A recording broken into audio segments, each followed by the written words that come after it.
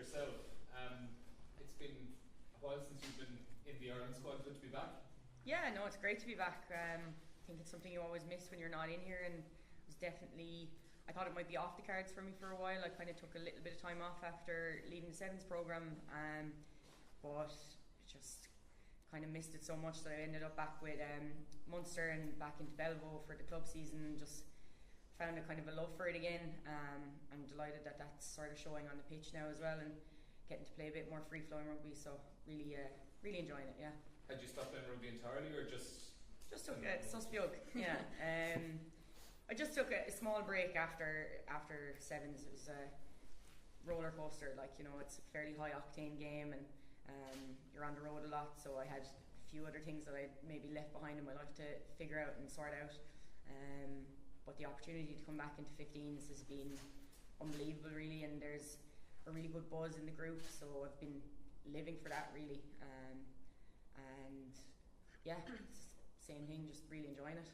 Was there a particular person or reason who got you back into it again? I think just the girls in general. Like, I mean, you know, people in rugby are my family, really, you know, and my best friends are all playing. It's been an unbelievable opportunity to take to the field with people that were maybe just coming on the scene when I was in and out of it. Yeah. So that's been very special. I think also from a club point of view, Tanya and Johnny at Old Belvo have been unbelievable for me this year, as has all the management there, just backing me and kind of giving me the space to play a bit of open rugby as well. Like, that's been really special.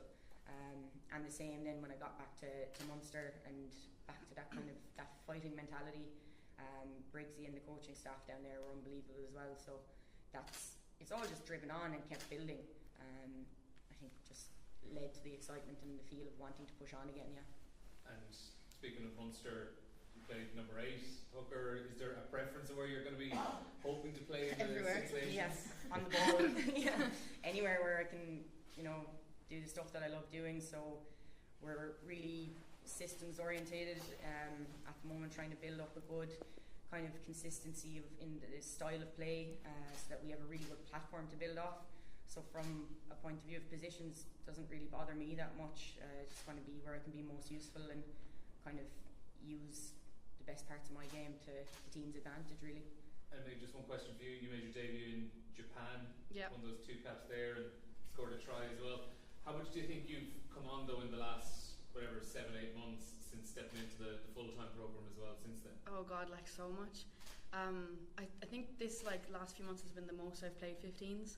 I was in Sevens for a while, and it is obviously you learn a lot there and it builds your game a lot, but like being able to play AIL for that week in, week out, and I know I missed the provincial because of an injury, but then we got to go into @𝐿𝐻𝐿 Cup. Like, it's just getting that games and the reps in each week. Like, you learn so much from playing, and that's where I think I've learned the most. Like I look back at Japan, I look at myself like I was playing 15 and I hadn't played much there, but I went into it and I loved it, and the last few months I've been learning more and more, so I feel a bit more ready now. Maeve, I suppose Irish rugby's at a high at the moment. Look what happened last weekend with the dual Grand Slams. Do you look upon that as inspiration ahead of the start of a new championship? Yeah, of course. Like, obviously, yes, but I think at the same time we're in a different place. Like, for our journey, like, we're only recently contracts have come in, and we're building at the moment. Like, I think the men have done brilliant, and they are definitely an inspiration. Like, we see them in here around all the time, and I think to build to where they are would definitely be a goal for us. And I suppose you touched on it there, I know, with Neil, but what's the big difference you notice? Because of course this is the first Six Nations campaign with those professional contracts. What's the big differences you've noticed over since November? Yeah, I think for me, like, you're able to build on your core skills, and like we do so much every day, like in terms of like just like the basics, and to be able to focus like just on rugby is, I think, makes a big difference. I know a lot of the older girls that were working like have been able to pull back on that. Like, I'm still in college, but at the same time it leaves me free to like not have to have a part-time job and be able to just play rugby and do my college as well. So it takes a bit of the stress off it as well, which I think is really good. And I suppose just looking at the championship as a whole, is there a target? Is it trying to break into the top 3? Would that be a realistic target this year? Yeah, definitely. Like, I think this campaign is going to be so much different to previous, because obviously so much has built in the last year with Irish women's rugby. So yeah, top 3 is definitely our goal, and hopefully we'll get there. And Deirbhile, from your own point of view, I suppose, it's a young squad. There's players obviously that are unavailable because they're dual players. What do you think is the aim this year? How do you assess the championship? I think performances for us, as you said, like we are a new squad. There's great momentum in the squad after the contracts is huge for us. The Japan campaign was massive as well. Like people learned so much from that experience, just even in terms of how to prepare for an international.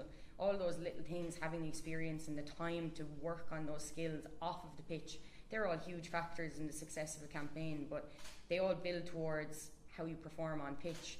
So when we get the mindset right and we get our systems right, then we can express ourselves off the back of a really good foundation. So that's what we'll be looking for from the offset. Obviously, massively disappointing to see so many big name players that aren't available because they're dual players. Of course, have you addressed that? How do you discuss that? Do you try to flip it on its head as regards the opportunities that creates? Honestly, I think look, we're all women's players, so I think having success in both departments, 7s and 15s, is the ultimate goal. We're quite confident in both squads, and I think within the 15s there's a really good buzz at the moment, really good connection.